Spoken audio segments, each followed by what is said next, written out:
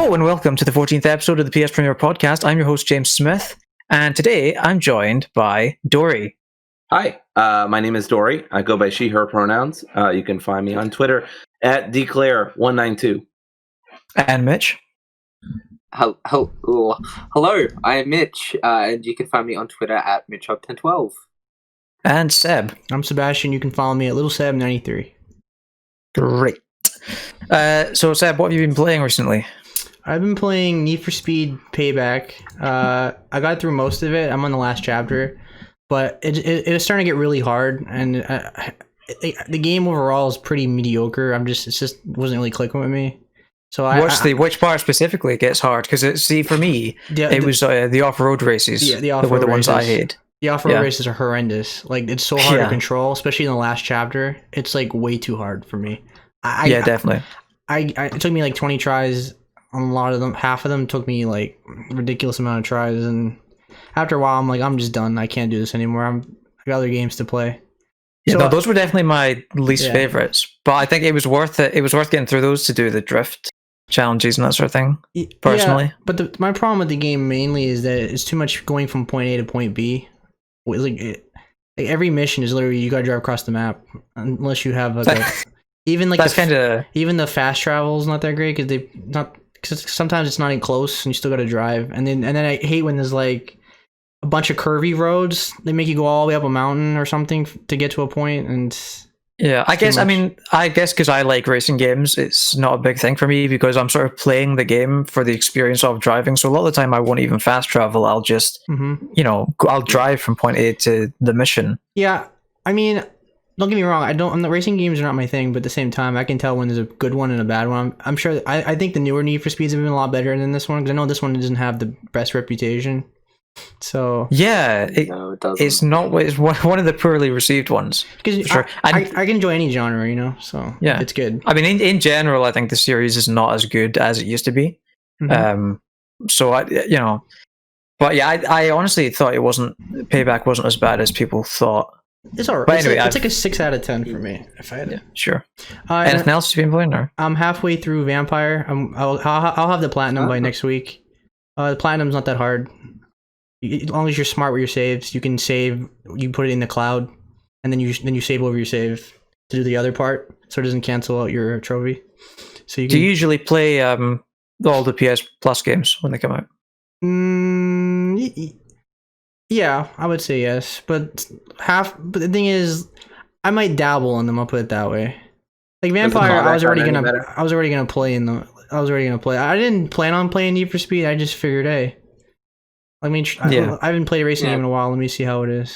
But yeah. And I'm playing Luigi's Mansion 3. So that's what I'm playing.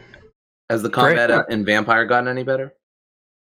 Kind of, but it's not, it's not like, it's still kind of mediocre.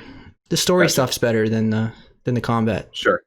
Gotcha. It's like Don't Nod. So if you like Life is Strange or something, you've like narrative games, you might like this one, but anyway, I'll definitely need to check it out at some point, but it wasn't high on my priority list, and I usually don't play more than one PS Plus game of the monthly lot. Mitch, what have you been playing? Well, when my schedule's allowed for it, I've been sort of going between a few games. Been on and off playing some more Marvel's Avengers, just getting all the challenge cards and cosmetics, seeing as that's literally the only drive I have to keep going at this point. I've also been playing some more Ghost of Tsushima Legends. I've honestly just had a lot of fun with it, honestly. Gameplay real up now? It is indeed.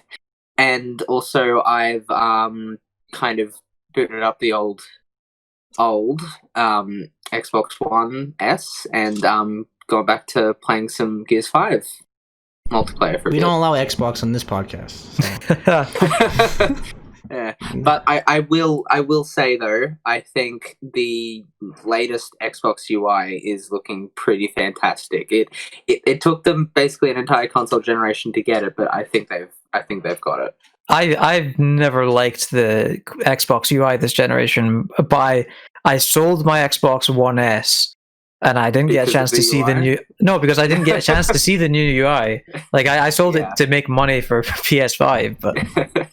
Yeah. No, I think it looks a lot sleeker would be the word I think to use. Yeah, sleeker. Like it's basically the same layout as before, but I think they've just sort of streamlined the whole menus and all that to make it look a lot more inviting to the eye. They just changed the UI not too long ago, so I don't see why they would change it again. Yeah. So I think it's just like it's a small iteration, but it's I think it definitely sort of like completed the whole package and made it just really good. Yeah. Great. So that's it for this week's episode of the Xbox Podcast. Thank you for tuning in. Yep. Speaking of Xbox, I gotta still trade mine in for my PS5. I'll use that to buy Miles Morales. Yeah. Good call. Yes. I think the longer you wait, the more it'll depreciate in value. So I'm just kidding, guys. I play PC. I'm only joking. I don't really hate Xbox. I'm not a fanboy. Anyway, Dory, what about you? What have you been playing? Well, on my Xbox, I've been playing. No, I don't even have an Xbox. That's how cool of a PlayStation person I am. No, so this month has been very spoopy for me. I have been playing Resident Evil 7 for the first time. I've been playing Plague Tale for the first time. Both of those have been really fun so far. I've been streaming them. You can catch me on twitch.tv. And then let's see, what else have I been playing? I played a little bit of Hades the other day. I've been doing a ton of Ghost of Tsushima Legends, which has been another kind of spoopy-ish thing to play. That's been really fun. Halloween themed. Yes. Yeah. It's definitely a lot of fun. More so fun with people you know than not. Obviously, that goes for just about any kind of game like that. But the survival, I did like 4 co-op. I did a co-op with somebody yesterday throughout some of the story missions, and we raced through like 4 of the story missions. It was really cool. So I'm really enjoying it. I'm not sure how long it's going to last because I'm already kind of like getting into the groove of like the survival mode, and so I'm not sure how much more bang for my non-existent buck, because it was free. Amazing. I'm gonna get out of this, but I appreciate it a lot. I think it's a great mode, a great addition to the game. Resident Evil 7's been really cool. It's really weird to see them just copy Amnesia, but that's kind of what some of the game is doing. I know that's a little uncharitable, but that does seem basically what they've done, and I think it's fine. I think it works great, but it's just weird. Yeah, I haven't played too much Plague Tale, so I can't say too much about it. Very basic combat, but I love the story, and I love the characters. That game was, I think that game was my second favorite game of the year in 2019. Yeah, that was, I've been meaning to play it since 20. Honestly, fantastic. It's the closest thing you'll get to the Last of Us kind of experience. It's very much in that vein of sort of story-driven stealth. Yeah, I'm a big fan of that game. It really got like Dory generally. What's that? You like stealth games generally? Like stealth sections? Yeah, I don't mind them. I mean, whenever I play D&D, I play rogues, so I really appreciate stealth. And I mean, when I was playing Last of Us Part 2, just to go back to that, I played Ellie pretty much straight up like a rogue, which is basically what she is. She's like a rogue ranger class, basically. So I don't mind stealth. I can enjoy it as long as frustrating checkpoints are not there, and as long as like the mechanics are solid, I don't mind stealth at all. Checkpoints are good in that game, I think. Plague Tale. Yes, they are pretty fair generally. Yep. So great game. When I've gotten caught so far, it's like I just missed somebody who was right in front of me, and I can't really blame the game. I just didn't see them or whatever. So yeah, it really got snubbed at the Keeleys as well last year. It didn't get many awards, which is a shame. I think it definitely deserved some. But yeah, I've played quite a lot this week myself. I've been playing a bunch of the Borderlands 3 DLCs, trying to catch up on that season pass content that I paid for ages ago. I've also played a bit more Sekiro, trying to get to the end of that unsuccessfully. But I'm getting close. I think I'm getting close. And I finished Judgment. I finally finished Judgment. Nice. And that game really picks up around chapter 12. It does, yeah. Like, it gets really good. Honestly, people say that's one of the weaker sort of Yakuza games. And like, if that's, or at least not the height of them. So if that's true, you know, I want to see what the better games look like, because I really enjoyed that game. It was fantastic. It's not even a Yakuza game, really. I mean, it is, but it's like it's like it's more cops, detective focus. You know, it's not. Yeah, but I mean, you know, in that sort of it's in the series technically. It's a spin-off. Yeah. But, I just mean like it is a lot kind of different than the other games. Like yeah, the story and stuff. Definitely, it's definitely got me wanting, like, craving more of that sort of experience. So I think I'll probably pick up Yakuza 0 at some point. Oh, you should very soon. Yeah, Zero's great. So yeah, definitely. That's on the list for Play sure. That series is amazing. Yeah, will do. But yeah, the Borderlands 3 DLCs as well are surprisingly good. The DLCs are obvious. The DLCs are often hit or miss with those games. There's been some great ones and some not so great ones. But so far, the first 2 DLCs for Borderlands 3 have been pretty good. From what I've heard, I haven't heard anyone singing any of their praises, so I imagine they don't have any of the 4 of them that are out are not going to be like the Tiny Tina Dungeons and Dragons one from Borderlands 2 that is so fucking good, probably one of the best DLCs ever. But yeah, no, they're definitely fun. I mean, more Borderlands is more Borderlands, which is great. I'm a big fan of that sort of series. But yeah, and Sekiro as well. So that's pretty much it for me, except for Doom Eternal, the new DLC, The Ancient Gods. I think that I'm getting that name right. I hope I'm getting that name right. Part 1, yeah, which I didn't actually know that I owned. I went to check how much it was in the PlayStation Store, and apparently I owned it from the Collector's Edition.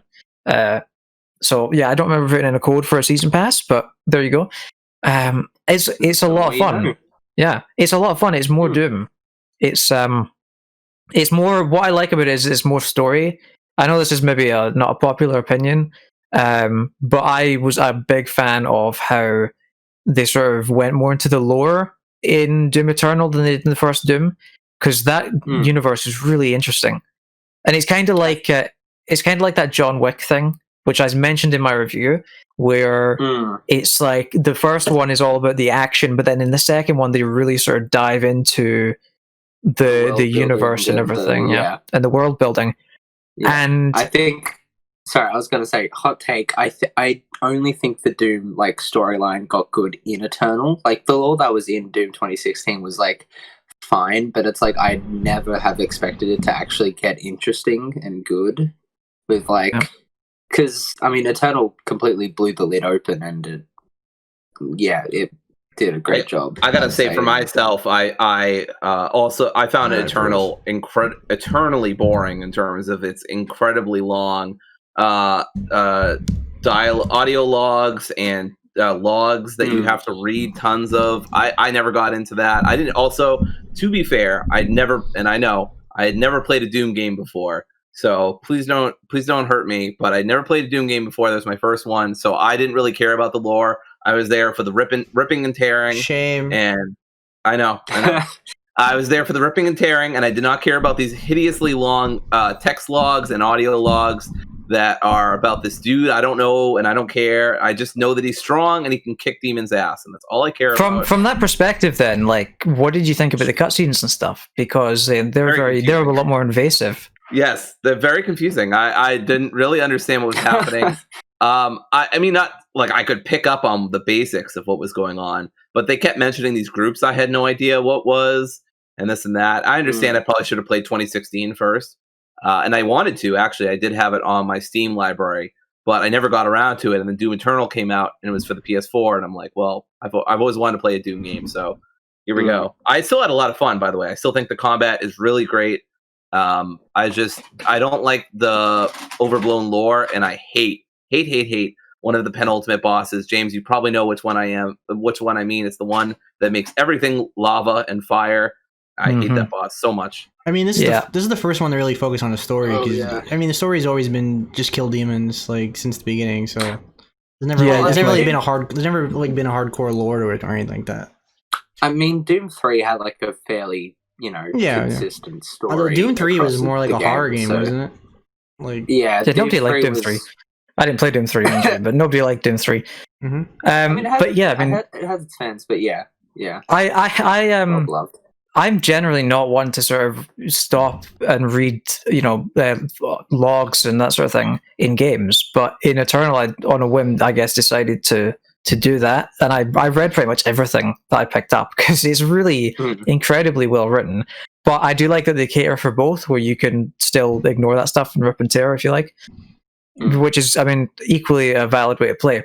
But in the DLC, it is more story stuff. It's like, because they could have just easily made it a DLC where it's like an arena and you just like it's waves of enemies and that sort of thing.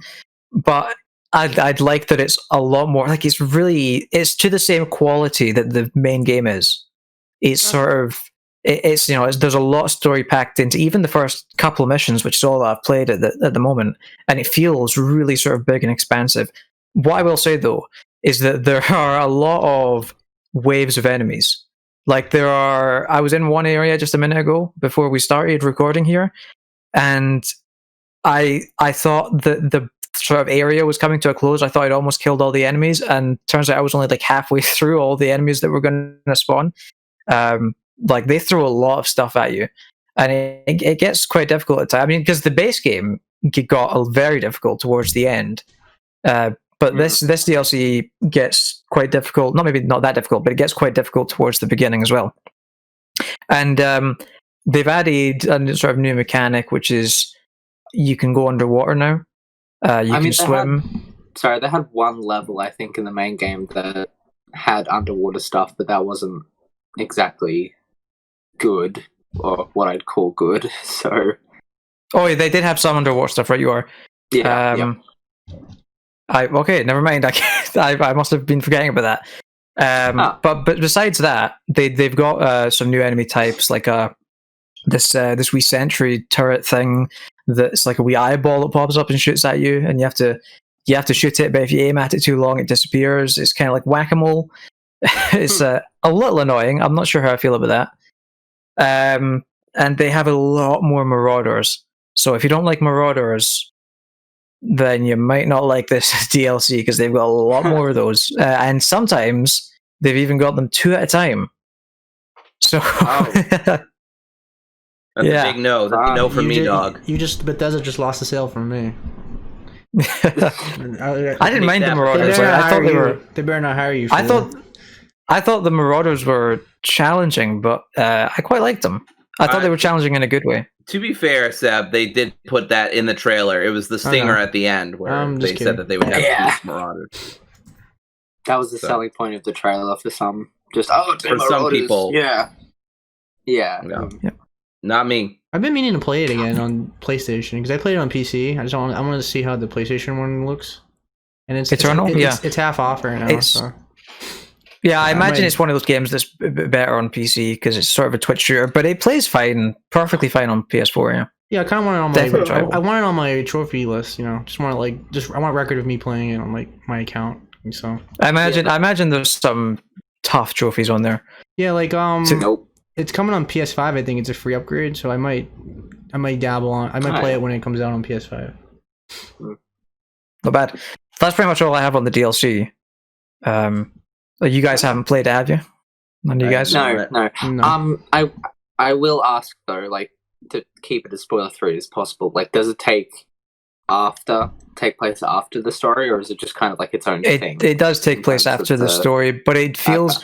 I will admit I haven't been following the story too closely because it obviously been a while since I played the main game, so I sort of forgotten a lot of those narrative beats. So it's been a bit difficult for me to follow, but it feels separated enough, but it happens after the main story. Yeah. And it incorporates some interesting new things, like it uses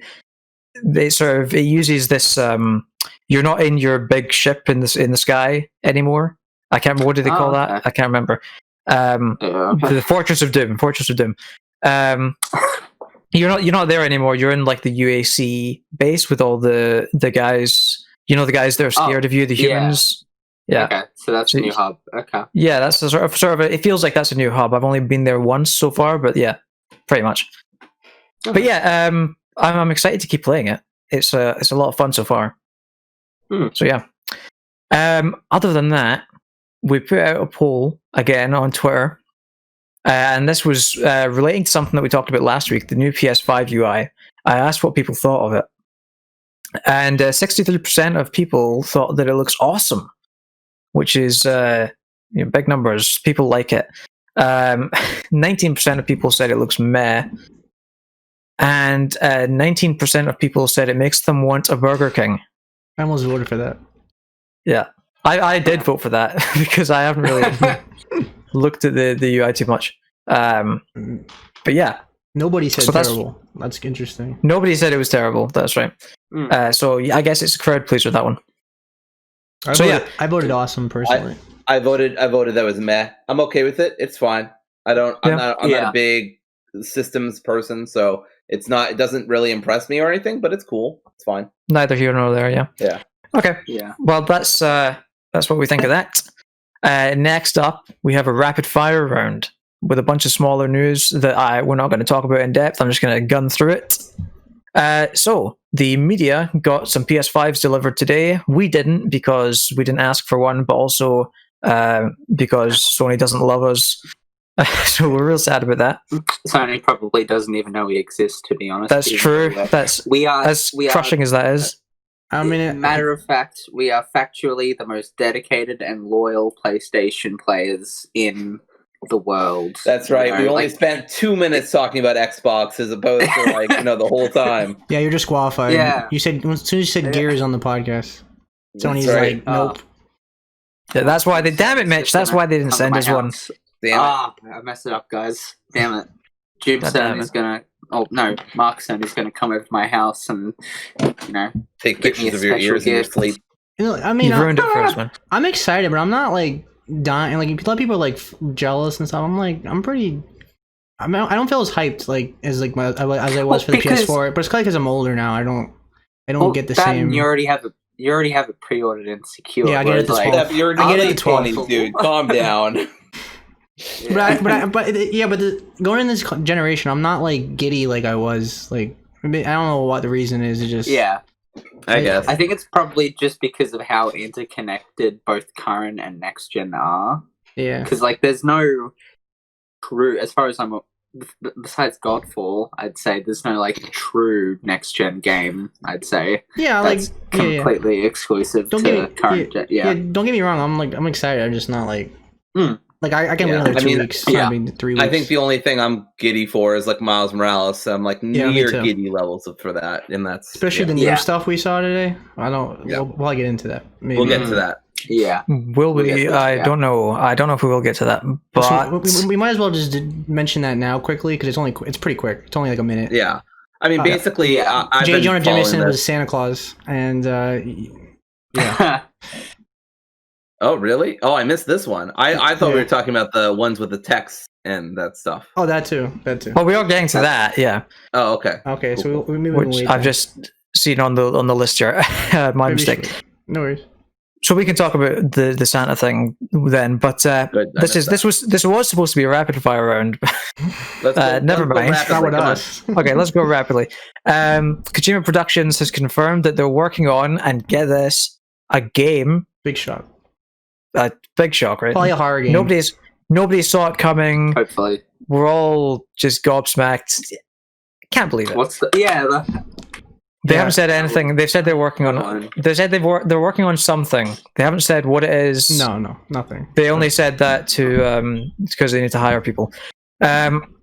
Sucker Punch also posted job listings, which heavily suggest they're working on Ghost of Tsushima 2. Yep.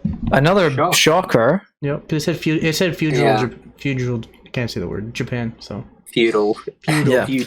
So either they're working on another expansion for Ghost of Tsushima or they're working on Ghost of Tsushima 2. In other news, sorry, Mitch? I was just going to say either that or they're working on an infamous game set in Japan. Fingers crossed, would be something. Right? That would be something. If only, yeah. In other news, water is wet. But also, speaking of Ghost of Tsushima, the Legends Raid, which we talked a little bit about, got a release date of October 30th, so that's when you'll be able to play that. You guys excited for that? No. Yeah, I'm not playing it. I mean, I'm more so just interested to see how it'll play out and whether or not it'll be a matter of like the rest of the story missions where it's just a bunch of like bases and stuff from the main game that they've sort of put as little levels and acts and stuff, or if it's going to be like a completely new environment and level set up just for the raid. I don't know yet though. Well, anyhow, I'm quite excited for that. Is Legends gonna stay like free, or they're gonna start charging? No, it's gonna stay free. Yeah, it's gonna be free. Okay. So that'll be, anytime anyone says raid, I get excited. So anyway, Seb, I've got a great bug spray for you then. You would love MMOs. What about Raid Shadow Legends? Oh no, we've gone too deep. That was the better joke, Mitch. That was the better joke. Killing me.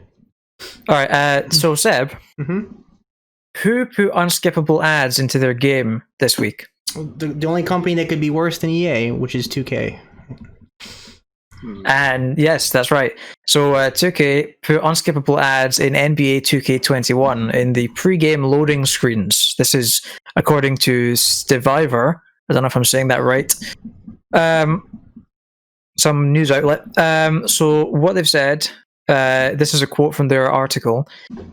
2K has added unskippable ads into NBA 2K21 pre-game loading screens, Stiviver has today confirmed. Acting on a tip from a reader, we've cited and recorded ads for the Oculus Quest 2 that now appear inside the PS4, Xbox One, and Windows PC versions of the game. They're unskippable, attached to a pre-game video called My Team Season 2 Episode 7 that's auto-started in a loading screen that takes longer than the ad runs, even on a PC running from an SSD. So what do you guys think of this? Well, it sucks. Usually, like, when you're waiting for a game to start, because I play NBA 2K every year, you usually got like a quiz. You get to do multiple choice questions, and then like you watch like a video. But since the PS5 and the new Xbox and PCs are so much faster now, the game's gonna load like that. That's still gonna make you sit through that is absolutely ridiculous. Yeah. I don't know how this works. NBA is the basketball one, right? Yeah, National Basketball Association. You go up and down, and then you. But here's the thing, though. See, NBA 2K is weird. Is that like every few years, the new one's legitimately great, and then like the next couple games after that is mediocre. And like this generation, like what they've shown so far has been very impressive. And a lot of people, it had a lot of good buzz right now, and then they ruin it with this. And another thing is, this is not really to do with the topic, but like they focus so much on being a slot machine. It's literally like gambling in a basketball simulator. It's like basketball is just on the side, and the whole game is mainly about gambling in the slot machine. Like, well, I mean, they literally have a literal in-game casino now, right? Like I've seen footage of the like cards and all you've that. got like it's. I'm not surprised that they'd put unskippable ads in their game, yet at the same time, it's like, come on, man. Like, I will say, though, I think, like, this sort of feeds into the whole microtransaction thing as well, but it's like, I don't know why they can't just make their Ultimate Team, or, like, their equivalent of Ultimate Team free for like all players, and then just like have the career mode and whatnot as like a paid add-on or something. Like, I'd say the microtransactions would be like a lot more digestible for like a lot of people if the main component it was used in was free. Yeah. Well, the most popular mode in NBA 2K is when you create your own player, and then you can use a lot of customization with that. But a lot of people like to play the park mode, and but you want your player to be as good as possible, and you gotta get coins to do that. And that's where they get you with the microtransactions, is that they make your character so bad, and you start missing easy layups and stuff like that, and easy wide open shots, that they kind of force you to spend the money to upgrade your guy, and that's how they get you. They've been very sleazy with that, because like I said, the park mode and because it has a story mode. It has they put effort in the story. There's always there's always like cutscenes and dialogue and all the whole thing into it. So it's not like the WWE games where it's like the most garbage tier. No, there's actually a story or career mode. No, there's actually a narrative. Yeah, they actually get like celebrities to do it too and all that. Yeah. It's actually, they're hugely popular games. They sell like crazy, so that's why they get away with stuff. Yeah, I was gonna say it's like if they did make it free, I'm not sure how that would affect their bottom line and if that'd actually make them a profit or not. But right, I mean, it's not like they're making another Yeah. company, another studio is going to be making a WBA game anytime soon. Like, who else are you going to go to besides 2K? yeah, But you know, sports games, if you just wait, they always get cheap. So yeah, true. Don't pay full price. I will say though, guys, I am really looking forward to Bioshock 4 and paying to make my own Big Daddy or Big Sister or whatever the equivalent is. You know, get a career mode bunch of Hell yeah, like a Rapture casino. You know, I can't wait to shoot some on Rapture. It's gonna be great. But yeah, I'm the only sports gamer on this podcast, so. And to that note, Seb, it's the first time we've mentioned a sports game. If you'll humor me for a second, it says here that the video was the ad was attached to a video called My Team Season 2 Episode 7. So is that like a thing that only appears once at a point in time or something like that? When does the ad? Do you know when does the ad appear exactly? Normally, when you're waiting for the game to load up. They'll have a video and it's like a show with like two people hosting the show and all that. That's probably what the ad would be. Is this a thing that happens like at a point in the story mode, or? Oh no, the story is like any other campaign in a game. It's just people just cutscenes and then you play. Then you usually start off in high school or something or college. It's a narrative to it. There's no ads like that. No, this is like the loading screens. The problem is, like I said, is that the SSD is so fast now that you don't need these loading screens as much. Like, you know, I play on I have NBA 2K on PC too, and it loads like that. So like, you're forcing me to watch these ads. But they did apologize, so maybe they're not gonna have ads. So multi-billion-dollar company says, "I'm sorry, world peace solved." But maybe they fix it. Maybe they don't. Who knows? Is the game out yet? Yeah. I don't think so. I think it comes out next. It's been out for. Did it come out? No, it did come out. It did come out. It's been out for a month because I was going to say I saw it on sale on the PlayStation Store for like 33% off. Yes, it's half off, but you cannot upgrade it free. You have to pay for the $70 version to get the PS5 version. Madden lets you go for upgrade for free, but NBA 2K you have to get the $70 edition. So it's $30 right now at GameStop. But you can't upgrade it, so there's no point of buying that version. That's the downside of annual releases, right? You have to go cheap, and it's very and the PS5 version is very different than the PS4 version. So you're getting a worse version of the game. Yeah, we didn't talk about a couple of weeks ago, or maybe last week, the trailer they released for it, which impressive on the PS5 with ray tracing. It looked phenomenal. Yep. NBA 2K usually looks good. They do a great job with the visuals and the animation. Yeah. And obviously they have the benefit of like it being a small. It's just a court. It's a small court, so they don't have they have to put in a big expansive environments, and they can focus more on the details. Exactly. But yeah, it looks stunning, phenomenal. I kind of miss the old days. Remember when studios had to put their all into just designing the court and the main players, and then everyone in the crowd would look like garbage? Like, I remember those old school wrestling games like SmackDown vs. Raw 2007 or whatever, where the crowd just looks like they walked out of an N64 or like a Sega Genesis or something. Yeah. Absolutely terrible, but it was great. I loved it. Yep. You get to customize the signs and stuff. Do you remember that? Yes. That was fun. Yeah, I do. Yep, you're right. They look like little stick figured things. Yeah. Anyway. Yep. Well, I don't know about you guys, but that's enough sports talk for I can talk about sports the whole podcast. No. Go ahead. Even though we lost. Yeah. I know you guys all love Godfall. I think that's all our most anticipated game as a collective here. Absolutely. Yeah. Absolutely. So IGN released a video detailing the customization and progression in the game. So don't drift off just yet because it gets good. I'm actually interested. Actually. Yeah, no. So apparently they wanted to make the game sort of fun for people who just want to play the campaign and don't have to worry about the loot and everything, as well as people who are into loot and want to grind for that stuff. So they've got sort of systems in place for both, I guess. You can sort of respect the skill tree at any time, so there's a lot of player agency, I guess, in the customization.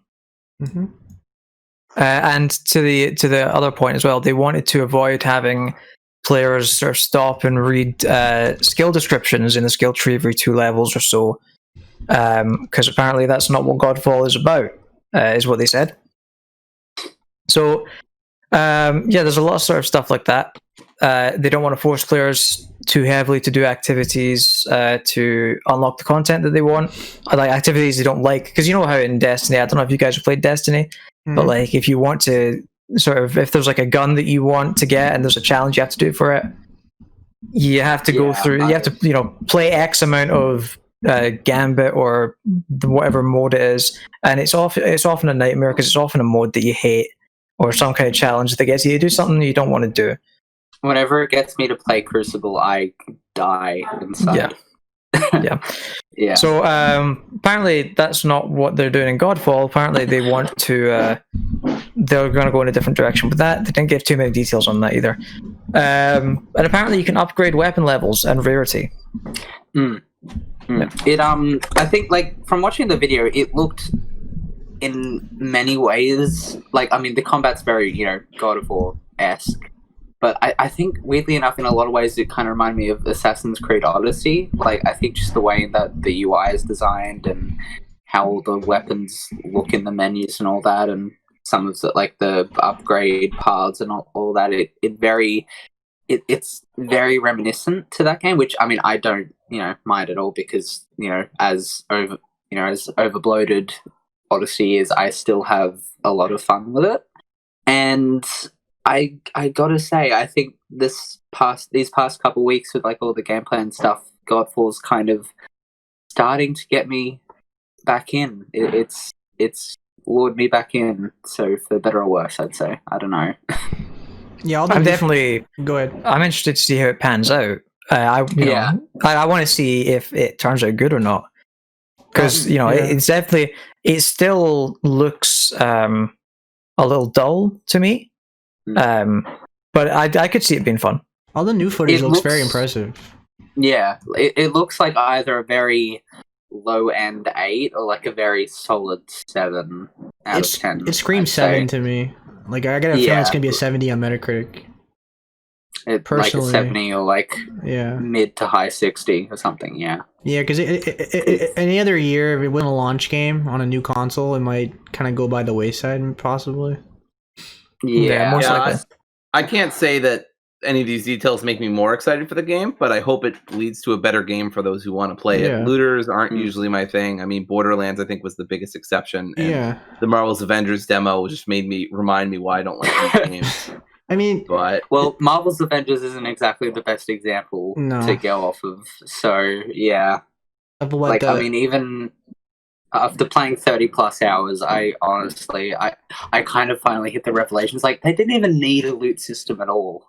Just make it like mission based and have upgrade paths. That's all you needed. I think only like 10 people are still only like 10 people are still playing it, right? Or something. Yeah, I am those one 10 people. I'm just using on separate accounts. And Mitch stuff, is actually here and playing the Avengers game at the same time. What if I'm not here at all? Oh gosh, he's a hologram. He's Jarvis. All right, sorry. I do have to admit, I jumped on Avengers for 5 minutes to capture footage for the review the other day, and it was alright. A big admission by James right there, everyone. He thought Avengers was alright. It was alright. No, but anyway, that'll get some hate on some parts of the internet because they're just so intent on it sucking or being terrible or whatever. Sure. Yeah. In terms of this though, like the preview and everything, it didn't. Godfall, yeah. It was very like they didn't really like say anything that's not new in any RPG ever. It's like, oh, we encourage progression. That's all I got out of it, really. I think there's a lot of PR talk. I think this was really just it's like it's all this is just kind of like actually giving concrete details for this game. Like none of it's surprising, but it's like like weeks and like a couple months ago we were all like kind of saying that it's like this game is going to flop because we currently know nothing about this game or its mechanics or its progression or its world. Yeah, I want to know. Like, how's the campaign? I want to see give me the beginning first 10-20 minutes or something. Just.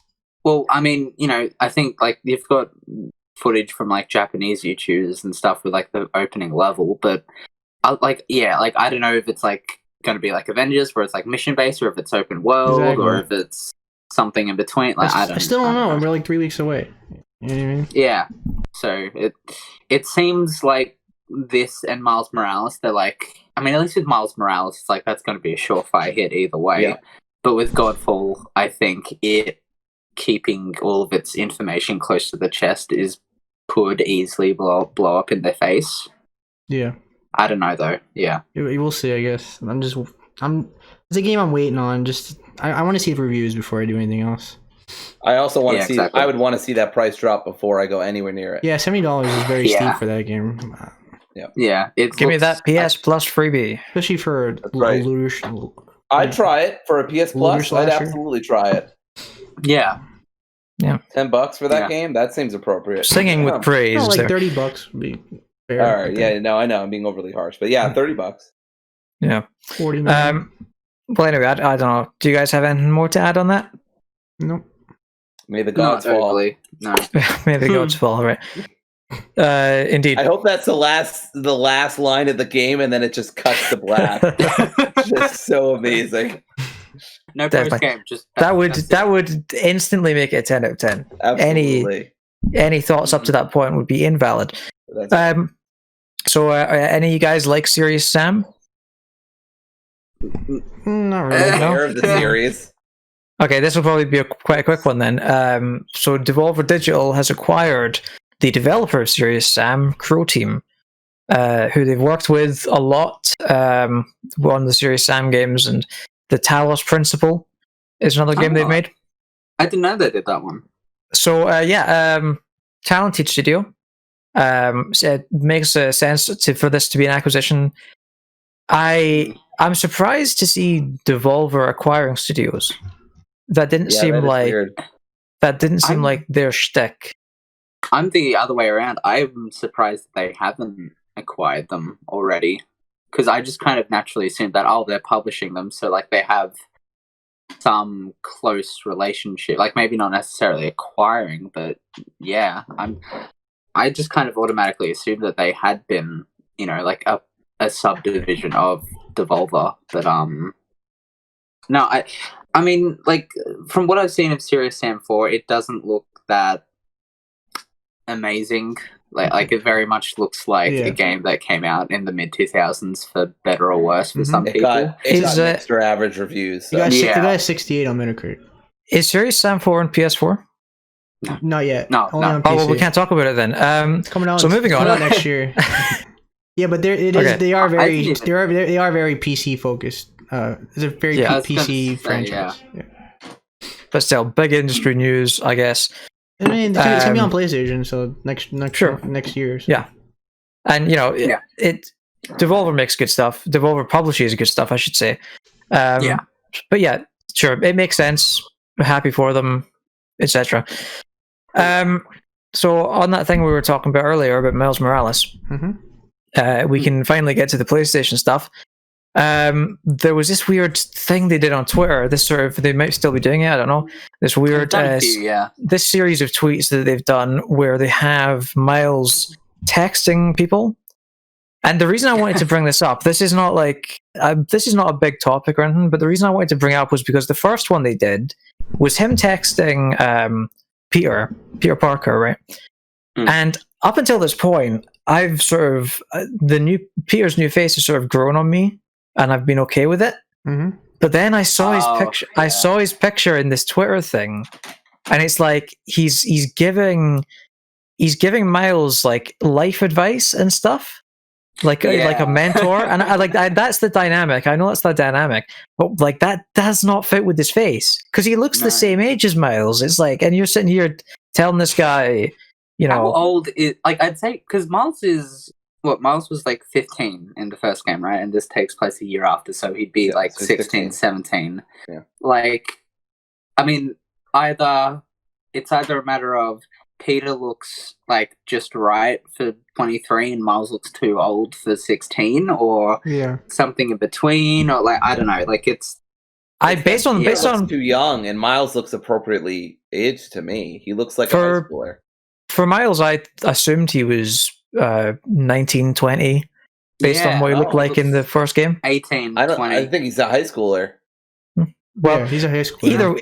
Either way, Peter definitely looks too young now. Okay, well, let's talk about the real thing. Okay, so the real thing in the first off, they're wholesome as hell and awesome, and I didn't really pay attention to the absolutely.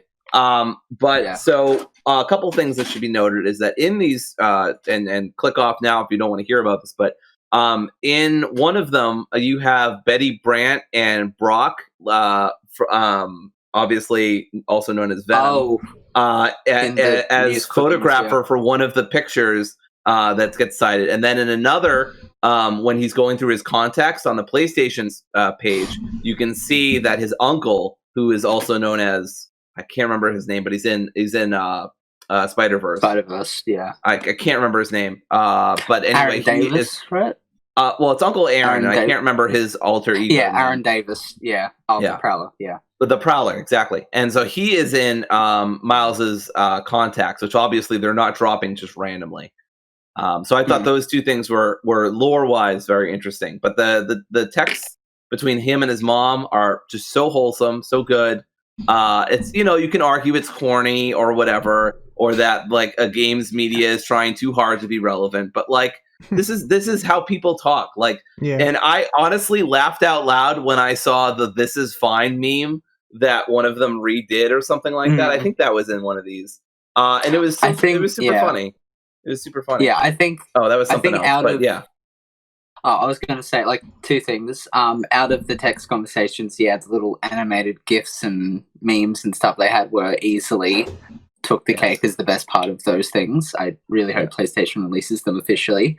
But also in sort of addition to the Betty Brant, Eddie Brock, Aaron Davis stuff, I did hear light spoilers, I guess you could say, that like Troy Baker's in this game as someone, I forget his name exactly, but he is playing a character. But at this point, I would be surprised if Troy Baker wasn't in the game. Well, Nolan North in the game too. That would be big news if a game studio said we do not have Troy Baker or Nolan North in our game. We would like to confirm. Well, they didn't have Troy Baker in the first game, and I'm not sure if they had Nolan North in it either. So I'd say, yeah.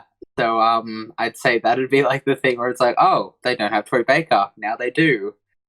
I guess this is instantly Game of the Year now. Yeah, apparently. No, but that's just it. Any game with Troy Baker in it is Game of the Year, and that means every game is Game of the Year. Your Game of the Year and your Game of the Year. But anyway, these were really cute. And I know some people in the comments were like, don't they know the FBI checks their phones? They're like, stop it. No one cares. Like, that's not how this universe works. Like, shut up. It's a valid point. It's a valid point, but who cares? Like, that's okay.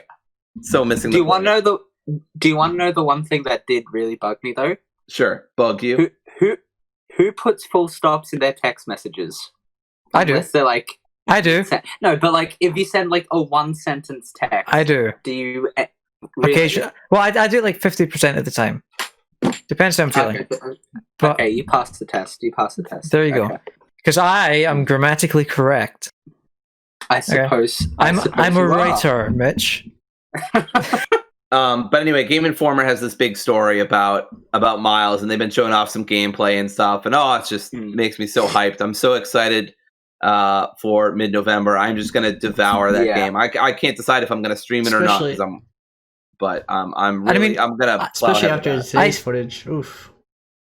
I agree with you about the text messages. I think they're very sort of wholesome. They're fun. It's just that Peter Parker giving him life advice when he looks the same age, if not younger, than Miles. Yeah, I got you. It weirds me out. I think he's like my age, right? Like 27. He's 23. 23. Or he'd be 24. Okay. He'd be 24 in this game. He'd be 24 in this, 23 in the last one. Which is even weirder because he looks like he's 18. He looks like he's barely older than Miles at all. But anyway, we've already hashed over this whole phase thing.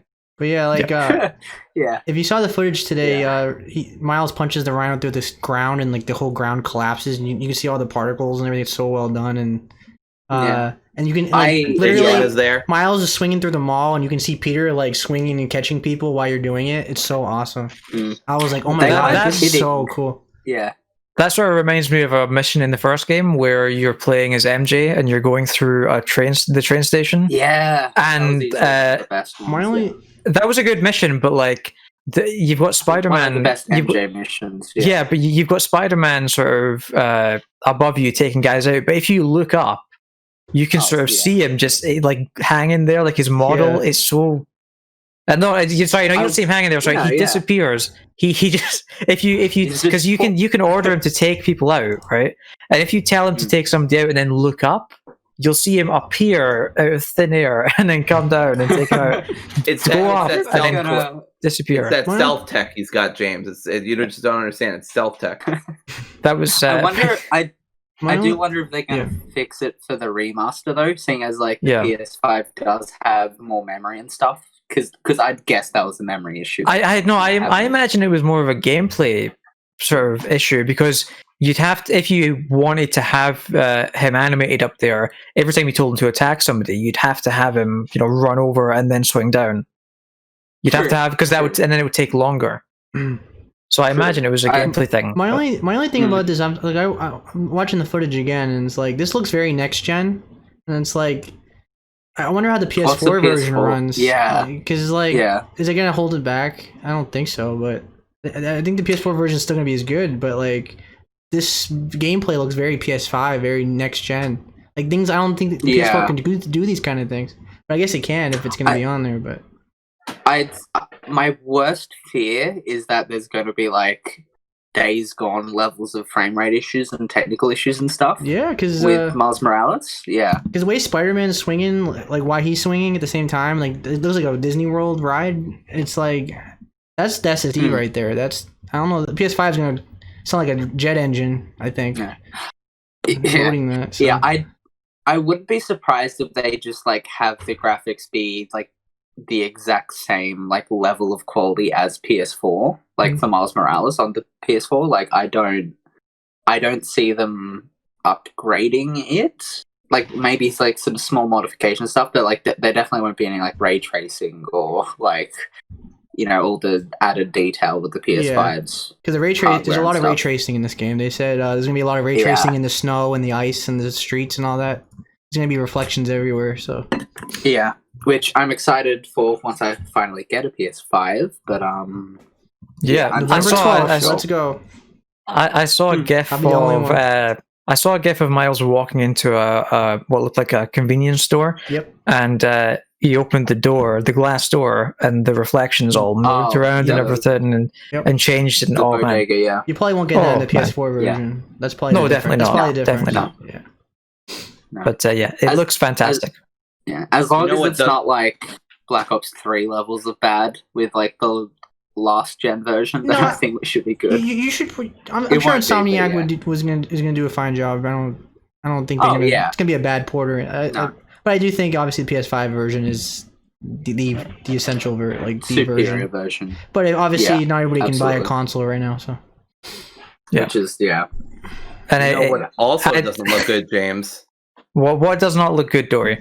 I'm gonna say that Tom Holland as Nathan Drake does not look good. What? Am I the only one that actually likes it? Probably. Because Tom Holland's not my problem with this movie. I like Tom Holland as an actor. It's Mark Wahlberg. My problem is Mark Wahlberg is solid. First of all, he doesn't have the mustache. Second, it's Tom. Here's my. I can believe Tom Holland as Nathan Drake, as a young Nathan. He looks like young Nathan Drake. I don't. Here's my problem with this movie. Okay, like I think that this is a fantastic cosplay. It really, he looks the part. But my problem with this movie is that I don't like Tom Holland. And I don't like Mark Wahlberg. Why? They picked two of my least favorite actors. What's wrong with Tom Holland? And put them both in this movie. I just Mark don't like Wahlberg's him. Kind of a douche in real life. He's more than a douche in real life, but With Mark Wahlberg, with Mark Wahlberg, I don't like his acting. I just don't. He's not for me. With Tom Holland, he's more of a when I've seen him out of movies and stuff. I've not been a fan of. Really? What? Yeah, because I know it's sacrilege, but I think he's fine. It's one of those sort of irrational things. You know, when you just don't like somebody for no reason. You know? I guess so. Is it like he has a punchable face? Is that the issue? No, it's more just his attitude, you know? I don't know. I think I just don't like you it. might be getting sick of seeing his face because he's taking over every PlayStation character now. Like now he's Peter Parker and now he's Nathan Drake. Next he's gonna be Ratchet. They're gonna have Tom Holland's face on Ratchet. Oh no. They're gonna remaster Kratos. Shadow of the Colossus again, and he's gonna be Tom Holland's starring gonna Tom be Holland. the boy in that. Kratos is gonna be Tom Holland. But yeah, so yeah. Or Atreus. Atreus is gonna be. So Mitch, what do you think of this? I don't know if we got your take. I think I'm completely with you that it looks like a cosplay image. Like the way the photos composited and everything, it looks like you'd be scrolling on Instagram and you'd be seeing like a cosplay's Instagram account and see them posing as Nathan Drake. Like hell, the first time I saw this image, I thought it was like a Photoshop or something because it looks. Like, I look at this, I'm like, okay, it's Tom Holland in the Uncharted 1 outfit, which is clearly just a bait for fan service and stuff, but ignoring that, I don't know. I mean, on the movie as a whole, like, I talked about it a couple weeks back with Resident Evil, but it's like, this doesn't need to be a movie, period. Yeah. Like, I think the whole point of the Uncharted games is that they're making, like, an Indiana Jones-esque movie playable. Yes. And now, reverting that back to a movie just makes it another adventure movie. I think Of course, the main difference being that in Uncharted, the fourth one was actually good. Yes. Wait, and, what? like, I mean, it had some story and stuff, but, like... I think about the Crystal Kingdom. Oh, you're talking about the one with the refrigerator? Do I need the one with the refrigerator? Yeah, that movie was horrendous. I thought you were talking about the Thief's End. Yeah, no, we can ignore. No, I'm saying that Thief's End was good, but the fourth Indiana Jones movie was not. Yep. Yeah, that movie was terrible. I'd say, I'd say Uncharted didn't really take form until Among Thieves, like with its story and characters and stuff. But like, you know, Uncharted 1, which they seem to be taking a lot of cues from, definitely was a more generic action-adventure title. Well, yeah. And like, it might take Uncharted after 3, though, because 3 has young Nathan Drake in it. It's funny that they're going for that sort of Uncharted 1 aesthetic because that was the least cinematic of all the games. Yeah. Yep. I don't know. I'd just be really. I would not be surprised if they include cameos and stuff from like Chloe Frazer. What was his name? Sam Flynn. I don't know. Whatever his name was. Flynn. Yeah. I'm the worst with names. Flynn. So Yeah. I mean, they could even get Claudia Black to come and play Chloe. Because she looks she doesn't even look that different from her.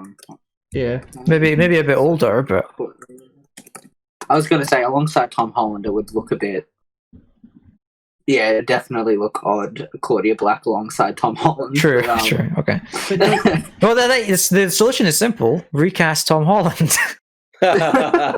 Just get Nathan Fillion in. There you go. I mean, there is literally a fan movie with Nathan Fillion as Nathan Drake, and he absolutely kills it. It's like a 15-20 minute movie. You can see it on YouTube. It's great. Did you guys watch that new movie on Netflix with Tom Holland, like that devil something? I've been meaning to. I heard he's great in that. He's like the total opposite of Peter Parker. Like he has there's more to him than just being Peter Parker. Like I agree. A quirky little kid. So well, even Tom Holland's like said in interviews that it's like he doesn't want just to be known as Peter Parker, and you can really tell just the way it is. I wouldn't say like it's taken a toll on him or anything, but it's like you can tell that he's kind of gotten fed up of just being typecast as the Spider-Man role for sure. Like I mean, you can do it. I mean, look at Daniel Radcliffe. He's known as Harry Potter, but he's done a million movies since then. And he's had a big career after Harry Potter. So. I mean, I'd say they're more. Yeah, like I'd say they're more like indie movies generally with Daniel Radcliffe, but it's like I get what you mean. Yeah, he has a career. I do think we've solved it though. I mean, just all you have to do, right? It cast Nathan Fillion, cast Claudia Black, and just more older. Just say that they're older now. Yeah, and of course the problem that I have, even with the fan film, is that casting Sully seems like a difficult task because you can't find somebody. You can't find somebody who looks you can't because you can't find somebody who looks the part and has the voice. Bruce right? Campbell. It literally is. Watch the movie. Have you watched the show Burn Notice? Anyone watch that show? No, I haven't. Oh yeah, that's freaking Sully. He's literally plays Sully in that show. Like he's the perfect Sully. What I was going to say was when I thought that there was a casting problem with Sully was that they could just say that he's dead because everyone's older now. You know? No, Sully's like a big character. Like that ruins the whole movie. If James can't figure out the issue, kill the character. Yeah, that's right. That's the solution. That's no. Don't get me wrong though. The image, I'm cool with the image, but I have no expectation. I have very low expectations for this. Yeah, I never have expectations for a video game movie because they never have respect for the source material. I wish I was on the podcast when you guys talk about the Resident Evil movie because I had a lot to say about that. I do like it when the actors have respect for the source material, which seems to be the case here. I'll give credit where it's due to Tom Holland. Like he seems to have respect for the. Mark Wahlberg is solid. No, okay, maybe not Mark Wahlberg, but it's kind of a. It seems like a Henry Cavill situation where he played the witch. He played Geralt. And he's a big fan of the Witcher games. He's a massive fan. He kept the costume for himself. Yeah, but Henry Cavill is he fits that role though, like the build and he kind of looked like Geralt. And I say that as someone who hasn't played many. Yeah, you can't make Mark Wahlberg Geralt. It wouldn't. It'd be Mark Wahlberg with a white wig. Here, Mark Wahlberg going like in a Boston accent. Exactly. Jesus. Hey, flip your coin to the Witcher. Hey, Mark Wahlberg. As much as I don't like him as like a person, like he's a good actor in the right roles. Like he's been in some great movies, but he has to play a certain character, like a serious like cop kind of detective kind of thing. Yeah, he's the opposite of Sully. Sully is like a carefree, mischievous guy. Like that's not Mark Wahlberg. Mark Wahlberg is yeah. Go ahead. It's like. I gotta tell you, Nathan, like, I don't know about this, say hi to your mother for me. Oh. The sad thing that we're out. We're done. That's how my family talks. My family's all from Boston. They all have that accent. Park the car. So is that that's it. How you like we're done. Family discussions, like, say hi to your mother for me. Yeah. My family's Italian from Boston. What do you think? That's how they talk. Italians and Irish people from Boston talk like that. They do. I'm not even making that up. My mom loves that show, the Wahlberg show. She loves that show. Wow. I'm not making this up. I could be related to him. Yeah. I could be related to that guy in some form. You never know. You should get free tickets, press screening. That's right. Early but press. I don't expect much from this movie, so I'm not really. No. I'm not getting worked up. As one should. I have no expectations for it. Now, Mitch. Yes. Mitch, what did Ubisoft announce this week? Ubisoft have recently announced both a Ubisoft Connect for the 29th of October, but they've also the Ubisoft. Wait, hang on. You got that wrong. It's not. Wait, what's it called again? It's not called Ubisoft Connect because it's Stadia Connect. Is the Connect one? It's called Ubisoft Forward. It says Ubisoft. Ubisoft Forward for the 29th of October. Thank you for correcting me. I missed that. Is that right? Yeah, that they also announced it for the 29th. But alongside with the Stadia Connect, I should say, they've Ubisoft have recently announced for the ability to cross-save between platforms. So you can go from playing games like Watch Dogs Legion or the terribly named Immortals Phoenix Rising from your PS4 and then go forward and play it on your Xbox or, God forbid, your Stadia, That is correct. This is big. I think this is big. I hope more publishers go forward with this kind of thing. Because go ahead. like this is cross save on like for big AAA games, which is not something that we have a lot of these days. Like we have cross play, but cross save is a thing that I would want. I think that's more important personally. Yeah, I'd say though that this would just be a way for them to like force in either forced compulsory online connection in their games, or they would do this to like sort of edge further in the Ubisoft Store connection or whatever. Because I don't see them like enabling these cross saves without the Ubisoft Store or the launcher or anything. Yeah. Well, and the good news is that Stadia is doing just fine these days. Okay, joke over. I'm not Apparently, anything else. apparently, no. I don't know what you're talking about. I play Stadia all the time. That's right. I played it once. Anyway. Ubisoft, they also did this cool thing for Watch Dogs promo. Watch Dogs Legion's obviously coming out at the end of this month. And they did this cool thing where they changed the cover art for Assassin's Creed Odyssey and the Ezio collection to it was like a hacking sort of thing, because obviously Watch Dogs is all about hacking and hackers and that sort of thing, you know, where they have the keyboards and they're really typing really fast and it makes no sense. So they've hacked these cover arts. They did Far Cry too. Yeah, I didn't see the Far Cry one. Yeah, they did Far Cry, Trials Rising, Assassin's Creed Odyssey, Legacy of the First Blade, and has the pig with the... Yeah. I think this is really cool. Like, this is such a cool sort of marketing stunt. And you've got all these other games in your catalog as a publisher. Why not do cool stuff like this? Yeah, they did The Division, Far Cry 5, Ghost Recon. They did all of them. Yeah. Yeah. I wish more publishers would do this kind of thing. Mm-hmm. Yeah. I'm actually really intrigued by the new Watch Dogs game, but I'm just gonna wait until a couple months though. But busy time to be buying games. Yeah. So Mitch, you are a big fan, as we discussed a minute ago, of Marvel's Avengers. Correct. Yeah, I am a big player. You're the biggest fan of this. Mitch actually is leading the charge for a fan club of Marvel's Avengers. He's the #1 fan. All right, I'm gonna go get a drink. Well, no. Well, I do mod a subreddit about it, but whatever, you know, that's neither here nor there. Wow. Okay. No. So they announced that the DLC is getting pushed back. The previously announced sort of Hawkeye editions getting pushed back. So this is from a blog post from the development team at Crystal Dynamics, and I'm quoting now. Marvel's Avengers launch was not without turbulence, and we recognize that a number of issues detracted from your enjoyment of the game. This does not align with Crystal Dynamics' value of craftsmanship, and for that we sincerely apologize. With this in mind, we've decided to push Kate Bishop's Operation launch back a bit, out of October. We're sorry for this slight delay, but we are dedicated as a team to quality first. Now, Mitch, your scathing review is obviously the sole perpetrator of this delay. They obviously saw it and decided, this guy, he hates the game, so we're going to push back the DLC a bit. So, and we thank you, Mitch. Do you want to apologize to any Avengers fans? All 10 of them? No, I'm just playing.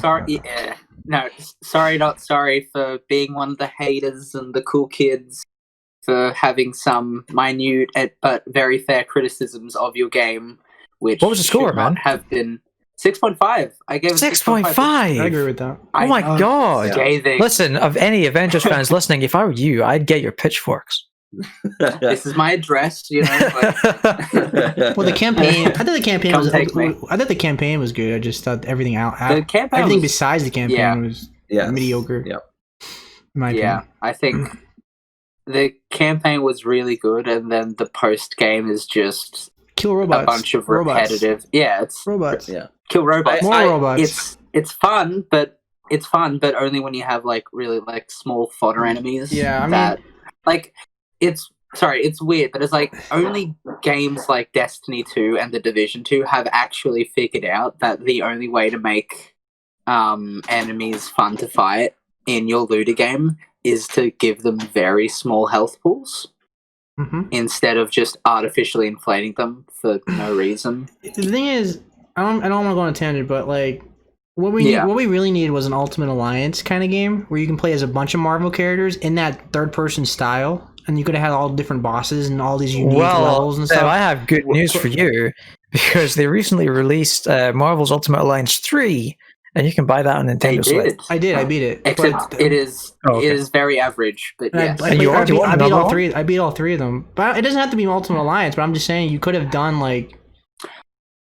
something like that with in a third-person action style, not like the top-down. Going back to Crystal Dynamics' statement, like I just want to say, like I do respect this statement. Like it is good for them to acknowledge that like it has not been going well. That as a result, they are actually concretely doing something, which is pushing it back, presumably to spend more time on the game. Like I think this is a good thing from Crystal Dynamics.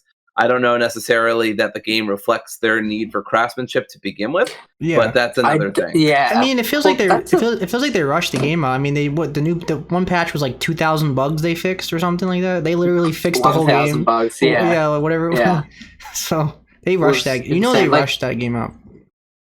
Oh, they absolutely I think it's weird though, because reviewers only got there were no early reviews for the game at all. I think the press only got the game a few days before Deluxe Edition owners did. So they most very likely kept the game they delayed the game going gold until the last possible minute, and it shows in a lot of ways. It's not broken at all. No, it's not broken. It's no Anthem or whatever where I'd be playing it for 15 minutes and get booted out and we'll never be able to play it again for the rest of the day. It's not bad at all. It's just honestly, I don't even think they needed to delay the game. I'd say it's in a fair enough state that they wouldn't have had to delay the game. I respect it, but the main worry I have with it though is the fact that this could easily turn out to be an Anthem thing, because they've been saying for weeks now that it's oh yeah, we know it's player numbers have been dwindling. I think it was pretty badly. Yeah. A few weeks. Yeah, a few weeks ago, it was only 1,000 players on PC. Yep. I mean, the PC port is pretty botched, anyways, but that's besides the point. The thing that killed Anthem and ultimately what made EA, I'd say, completely scrap it and start all over again, or not start all over again, but do a 2.0, is the fact that they released the game. They took 1 month to release one single extra raid or strike or whatever, and then there was nothing else other than some seasonal events and stuff where they just changed the cosmetics of the map and stuff. The thing with Anthem is that they had the base game, it was broken, and they offered a pretty measly offering to players to follow up on the incentive that this is a games as a service title. And when people don't see that new content doesn't get added regularly, people leave. And exactly. That's what I fear is going to happen with Avengers, because they've waited so long in adding new content. Exactly. By the time they release it, no one's going to come back. That's the problem with service games. You're running that risk unless you really update your stuff every few weeks of content. People move on. People want to move on with different games. You know what I mean? Yeah. You need to be 100% certain and confident in your product. Exactly. That you can deliver a consistent stream of new content. Exactly. They have they've added these Tachyon Rift missions and some new high-level missions, but these their new Tachyon missions, which they were posting all over Twitter for a couple of days, where it's you gain you go for rifts or whatever and you gain points or whatever, and it's a time attack mode. It's literally just reskin missions from the campaign, dialogue and all. Yeah, with added gameplay modifiers. They haven't added anything of new substance. Yeah, that's the thing. You can do so much creative stuff with the Marvel universe, but you can do a whole Doctor Strange mythical kind of thing. You can do a Wakanda level. Yeah. But we're not going to get that until a year later, and by then no one cares anymore. It's just how it is. People want to move on. So it's not MMO. You stick with it. It's different. This is not once you're done with the game, you max your character out, and then it's now what? You know what I mean? Well, yeah. I've maxed out the challenge card for Hulk. I've got all of the tiers and all the skins and everything. Now I don't know if I want to play the Hulk anymore, because I haven't gotten the highest gear level, but it's that's not why I play the game. the loot is not why I play the game. I play the game for the cosmetics and leveling up the challenge card. And now that that's gone, I don't have any incentives to play as that character anymore. Exactly. Progression is a big part of RPGs, and it is an RPG. And once you get to the end of your progression, there's nowhere else to go from there. Yeah, like, I mean, I can still play as Hulk for, like, you know, the fun of it, but it's like, I don't know, it's like, I don't feel like I'm earning anything of substance at this point, and, like, really, like, at this point, like, as you get higher up in the gear level, it's like, most of the time, you're not actually selecting new gear pieces, instead you're just deconstructing the new ones you get, because they're not as good as your current ones, and... Yeah, and also I think gamers are different now too, because like back when I was a kid and stuff, like MMOs were the biggest thing around. Like WoW had like 12 million players and stuff, and like people don't stick with games anymore as much. People want to move on all the time now. Like when like the new Shadowlands and the WoW expansion comes out, people are gonna go through it like in a week. Like they're gonna raid a lot and then be done with it. And they play like once a week, and then you know what I mean. They're gonna be done with it. So it's just it's kind of how gamers are now too. Now compared to back in the day. Yeah. Like they desperately need new content for this game. I would love. If they put Black Panther in the game, I would jump right on like immediately. Well, like that's the thing too, because like there's been plenty of leaks that have come out, and I mean they've already announced Black Panther and both of the Hawkeyes and Spider-Man, obviously, but like you know, there's leaks and in-game files for She-Hulk, Winter Soldier, Mockingbird, who else? Like, there's an extra. Oh, there's Marvel or whatever, and Captain Marvel, and like a bunch of people. Like, there's probably going. Wait, hang on. Marvel's in the game? Marvelson. Yeah, from Gameplay Reel. Marvelson. Yeah, just he's gonna. He got in contact with the director of Marvel like last year, and they were not last year, last week, and then it just went from there, you know. Yeah. But it's like. Sorry, as what you're saying. But like there's the tumble. Sorry, there's like, there's in-game files and stuff for plenty of characters, like 15. I do not know whether they're going to get around to all of them. That's the thing. Yeah, that's going to take like a year or two, and like it takes a lot. It takes a lot to do this. I mean, it's not like you do this overnight, you know. Well, hopefully when they do. Yeah. Oh, sorry. You go, James. Hopefully, I was just gonna. Hopefully, when they do finally add these new DLCs, they'll be fun enough that people want to come back. Exactly. Which brings me to my next point. What do you guys think makes a good DLC? Because you know the DLCs sort of in general are changing. They come in a lot of different forms these days. You've got your traditional story DLC, your multiplayer DLC. You've got a lot of free expansions, free updates for games like Avengers, where they make money off of microtransactions and they add the updates for free and that sort of thing. You've got map packs. What do you guys look for in a DLC? Mitch, what do you look for in a DLC? Bang for my buck, or the lack thereof in certain cases, but definitely like a good DLC. Well, first of all, it requires, as a prerequisite, I guess, it requires a good game to begin with, because I wouldn't spend $30 extra on a game I did not enjoy. But I think, like with DLC, I think the main thing I look for is, okay, if I'm going to spend $30 or so on a season pass or for an expansion pass or whatever, is it going to be like worth my time and worth my investment?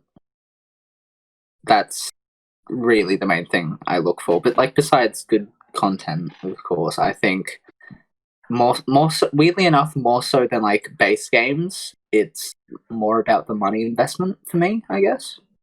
Yeah. I mean, go ahead.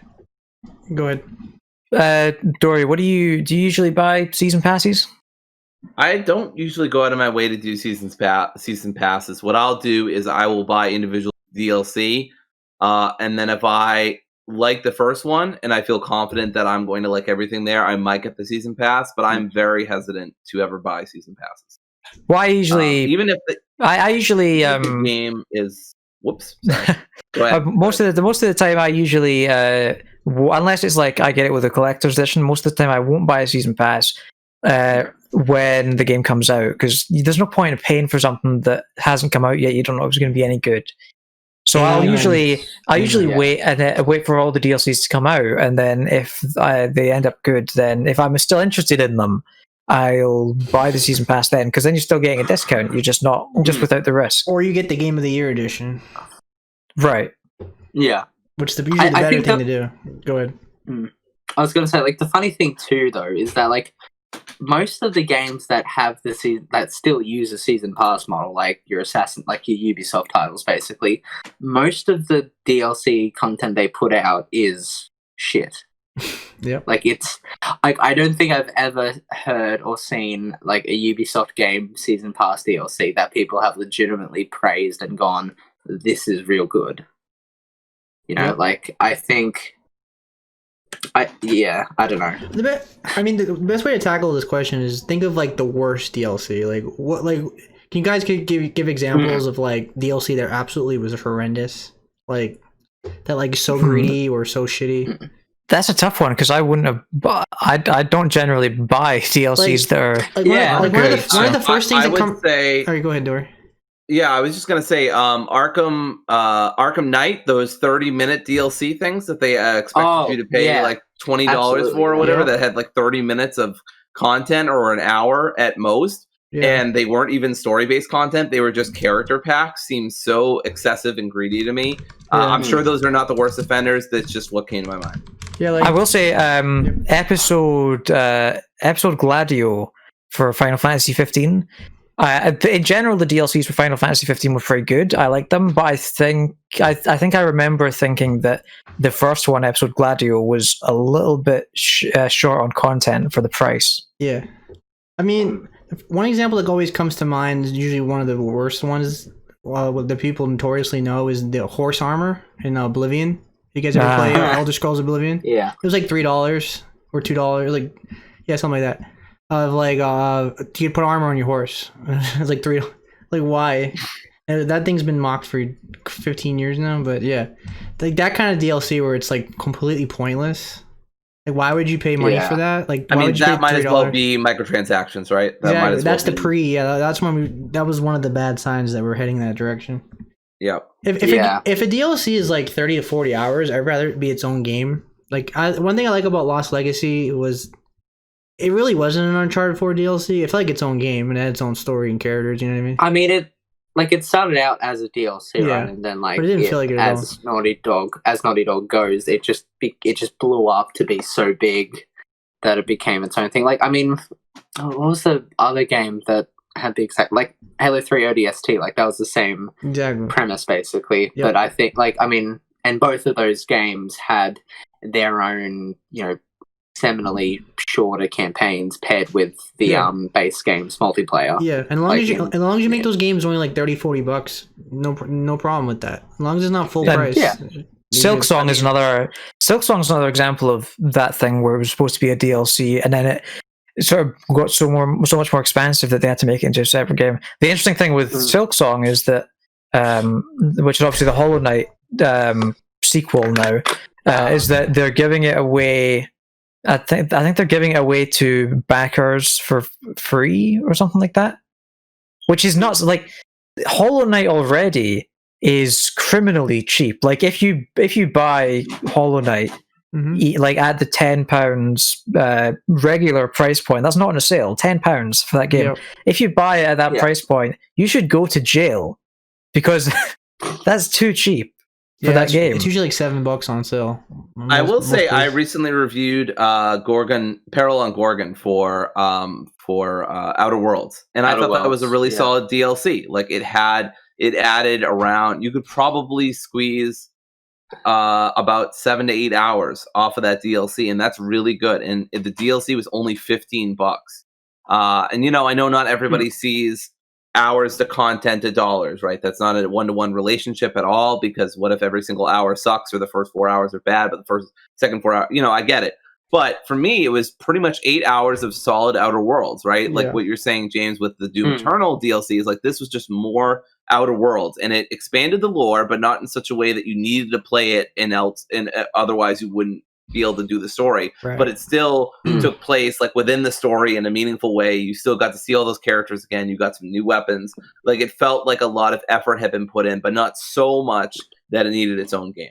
So that's really what I look for in a DLC is like a good, like Mitch said, like a good bang for my buck, but also like that it expands the lore in some way. Like there's got to be some reason why you're doing it, unless obviously your game is not lore based. But for Outer Worlds, you're right. I think DLC isn't inherently bad at all. I think DLC is pretty good. I think what's bad is microtransactions and loot boxes, but I don't think that's necessarily DLC. You know what I mean? I think DLC as a whole is usually pretty good. You know. I'd say though, like we're definitely phasing out loot boxes and stuff, but it's like, I'd say we're more entering the phase of like service less games. Microtransactions, but more like service games, but like more like the age of like the paid battle pass and all that. Like, I mean, Destiny 2 that has seasons now. Like, we're in a seasonal model now.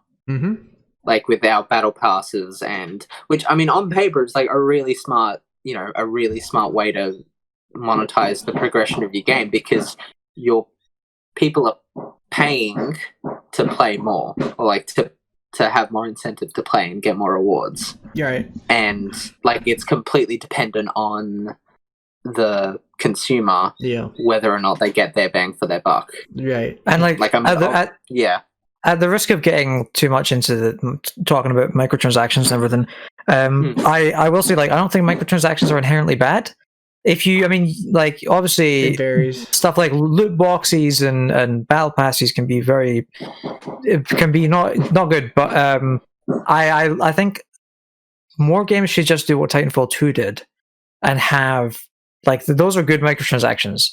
You basically just have a bunch of skins that you can pay for outright, and that's it. No fucking no currency or anything like that, or maybe there's a currency I can't remember. But what you're paying for, you know what you're buying, you know how much it is. I mean, there's always you just buy it. Yeah, there's always exceptions to the rules, but I think the thing I generally don't like about loot boxes is it attacks the nature of gambling, and especially when children have access to these games, and and you're not getting what you're paying for something you're not even guaranteed to get, and it attacks that nature of wanting more. And I think that's inherently a bad thing.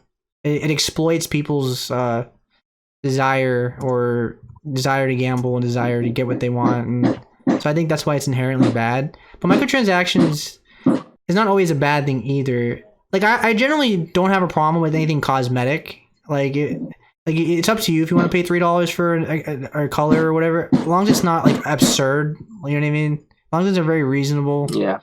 But like if we're at the point where you actually paying to win, like you get an advantage if you pay money, or like in Assassin's Creed where they make it hard to level, and you have to pay because it's just so frustrating. You just have to pay.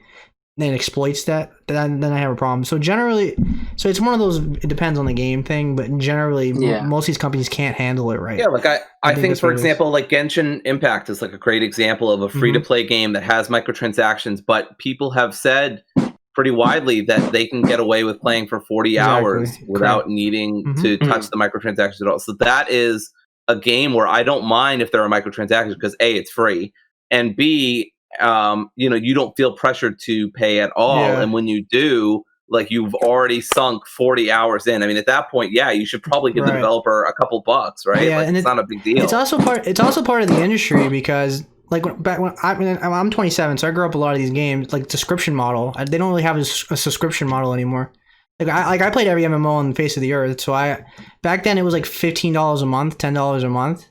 That doesn't really click with people anymore. People don't want to pay that. So a lot of these games have shifted to free to play model, and they kind of have to have DLC and microtransactions in there to make a profit because it's the only way they really can do that. You know what I mean?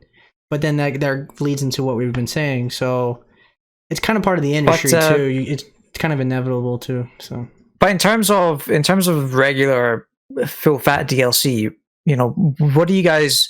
Are you guys more leaning towards sort of story-based content, or like map packs and multiplayer and stuff that focuses on gameplay, like horde modes and that sort of stuff?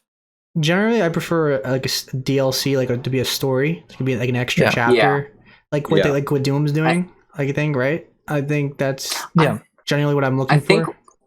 Go ahead. I mean, the two main examples of DLC I can think of are because you had the Spider-Man City Never Sleeps DLC, and that's I another think good example. that Yeah.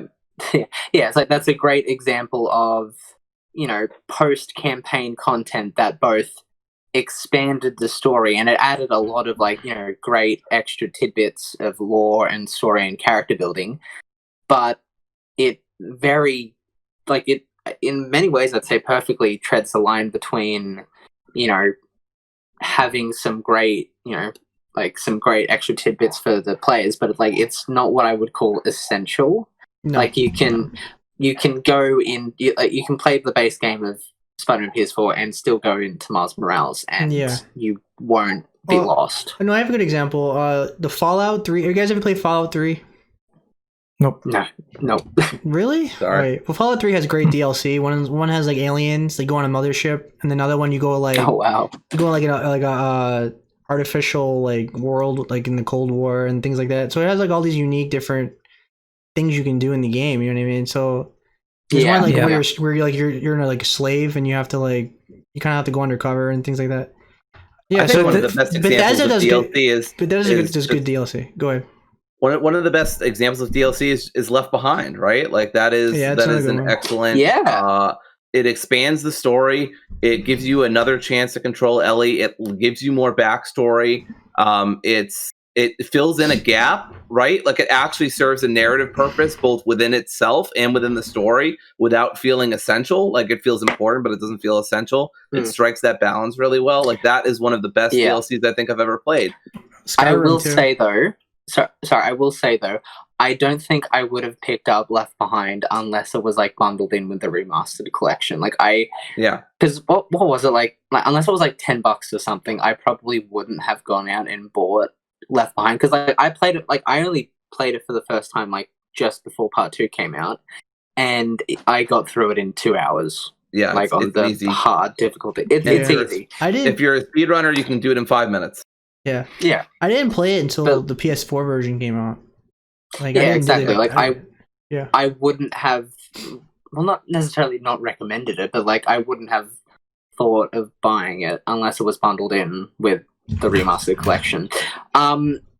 Quickly on story DLC, I'd say another example which I think more, I wouldn't say nefariously, but the BioShock Infinite DLC chapters, the Burial at Sea episodes, I think they are they're really good content, but I think they're pretty much essential to the BioShock.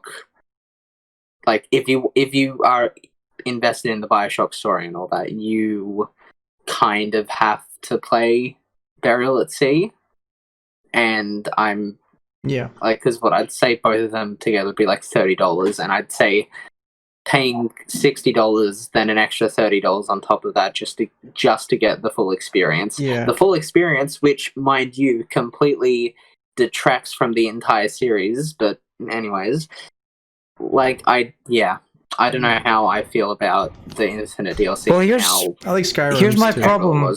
Here's my problem with DLC when it comes to story, right? I prefer story DLCs over other kinds of DLCs. But the problem with me is when I've put a game down, I have a hard time going back to it. So when you've got a story DLC that's sort of important to the narrative, and it's high, when it's sort of one of those things you have to play, that bugs me. I'd prefer they just made it a separate game, because I mentioned earlier, I'm only just getting around to the Borderlands 3 DLCs now. Borderlands 3, a game that I really like. I'm a big fan of that series in general. I mean, I'm a big fan of Borderlands 3, despite its gaping flaws in the writing department. So, I mean, the fact that I'm only just getting around to playing the DLCs now, once they're all out, is sort of telling of that fact that I have a hard time going back to DLCs. So that's where I sort of fall off with story DLCs. Yeah, a good example, I think, was Resident Evil 7, where the DLC would come out months later, every other 5. Was it? Do you remember, Mitch? They did. Remember Resident Evil 7?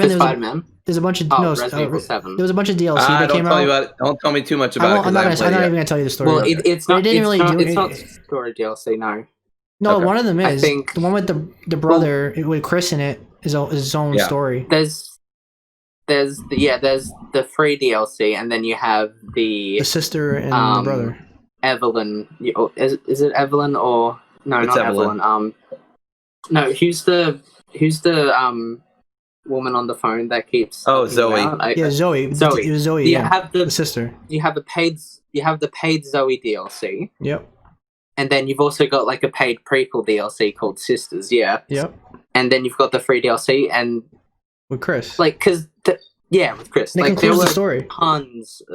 It's like you have the free DLC with Chris that I guess you could say concludes the story, but then you also have the paid Zoe DLC. Yeah. Which also feeds into that one. Yeah. And then you also have the prequel paid DLC, which I wouldn't say it's essential, but like it definitely gives a lot more context than the game ever does. Yeah, I mean, how far are you, Dory? Like in Resident Evil 7, so I don't ruin something. I mean, I've reached the boat. Okay, so the storyline with the brother doesn't conclude in the game, the main game, at all. The story with the brother, what? Like the brother, he kind of traps you, and then you don't get to see what happens to him after. He disappears. He disappears. He disappears. But in the DLC, right, I did notice that. It does. Did notice you have that. to play the DLC to get the full story because it has a conclusion. Yeah. Gotcha. But my point was about how long it took to come out, and like no one's. Sure. I was gonna add on to James's point that when DLC takes a long time to come out, people move on to other games, and it's hard to jump back into. And that's my. That was part of my problem with Outer Worlds is I hadn't played it in a year, so it was tough to get back into. But once I did, it was good. It's another good example because I would have played the DLC of Outer Worlds, but I don't have my save anymore. You know what I mean? Because that was so long ago since I played it. So sure. I was just anyway, James. trying to add to James's point. Well, I want to wrap this up by sort of asking you guys, what's your favorite DLC? Seb, what about you? What's your favorite DLC? You got one? Like I said, don't take too long now. It might be a Bethesda DLC like Skyrim's or Fallout's. Dory, what about you? What's your favorite? I don't know. Probably Left Behind. Safe choice. Because I love Last of Us. I love Ellie. I love the pun book. I literally had a save right before she starts reading the pun book, and I showed it to one of my roommates or something. I was like, "Look at this! Look at this awesome shit." Anyway, that's it. And Mitch, what about you? I don't really have a favorite DLC that I can pull off of right now, but I'd say either Left Behind or, even though I don't love the story decisions, the BioShock Infinite DLC. I think they're probably some. I never played that. I really should though. It's really because I played the original. I played the game, the Infinite. But yeah, my favorite. It's definitely DLC, essential. Yeah. My favorite DLC is probably either the Borderlands 2 DLC, Tiny Tina's Assault on Dragon Keep, or the final DLC for Borderlands 1, which was the Secret Armory of General Knox. Which had a really fun glitch where there's sort of an armory at the end, and once you beat the final boss, you're supposed to be able to go into the armory, and you've got like 3 minutes to loot as many chests. There's like 1 million chests. You've got 3 minutes to loot as many chests as you can. There's a glitch where you can get into the armory that I think they still haven't patched all these years later. You can get into the armory without the timer and just unlock all the chests, which I used to do all the time. So yeah, one of those two. But anyway, I think that sort of brings us to the end of the show. So thank you guys for joining me for the 14th episode of the PS Premier Podcast. I think upcoming this week, we're going to have some good stuff. No gameplay reels scheduled, but we're going to have possibly a photo mode article, maybe some Halloween stuff. Next week will be the Halloween episode of the podcast. And Mitch, your Call of Duty preview is still on its way, right? Yes, it is still on its way. I've been busy with final exams, but I'm close to having it finished. If you guys have if you guys have costumes on Friday, you'll gain a lot of brownie points with me. You'll see no costumes from me. I will have a costume. Scrooge. No. All right. Well, thanks again, guys, and see you next week. Bye. See ya.